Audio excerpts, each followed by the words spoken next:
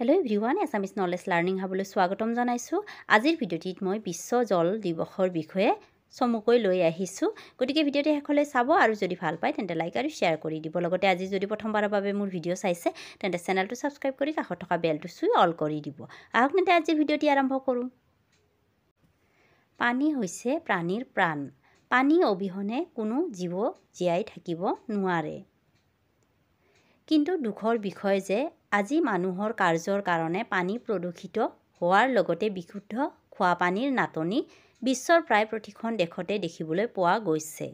সেয়ে জনসাধাৰণৰ মাজত বিশুদ্ধ খোৱা পানীৰ গুৰুত্বতা আৰু পানী প্ৰদূষণ ৰোধ সম্পৰ্কে সজাগতা অনাৰ কাৰণে প্ৰতি বছৰে 22 মাৰ্চ তাৰিখে বিশ্ব জল দিৱস পালন কৰা হয়। ৰাষ্ট্ৰসংঘই পোনপ্ৰথমে 1992 চনত 22 মাৰ্চ তাৰিখটো বিশ্ব জল দিৱস হিচাপে পালন কৰাৰ কথাটো ঘোষণা কৰিছিল। ইয়াৰ পিছত 1993 চনৰ 22 মাৰ্চত প্ৰথম বিশ্ব জল দিৱস উদযাপন কৰা হয়। বিশ্ব জল দিৱস প্ৰতি বছৰে বেলেগ বেলেগ থিম লৈ উদযাপন কৰা হয়।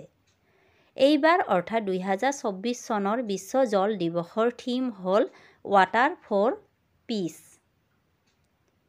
বিশ্ব জল দিৱসৰ দিনা পানীৰ গুৰুত্বতা আৰু পানী সংৰক্ষণৰ ওপৰত গুৰুত্ব আৰোপ কৰাৰ লগতে পানীৰ লগত জড়িত সমস্যাসমূহৰ ওপৰতো আলোচনা কৰা হয়। বিশ্ব জল দিৱসৰ দিনা পানীৰ লগত জড়িত বিষয়ৰ সংগতি ৰাখি কুইজ, চিত্ৰাংকন ৰচনা আদি প্ৰতিযোগিতা পতা হয়।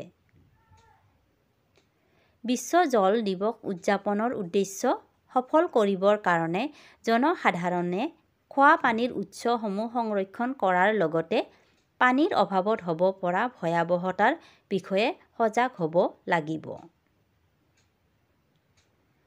গতিকে আহক আমি সকলোৱে মিলি পানী সংৰক্ষণ কৰাৰ লগতে পানী প্ৰদূষণ ৰোধ কৰিবলৈ চেষ্টা কৰোঁ। আজিলৈ আহিছোঁ। ভিডিঅ'টি চোৱাৰ বাবে বহুত বহুত ধন্যবাদ।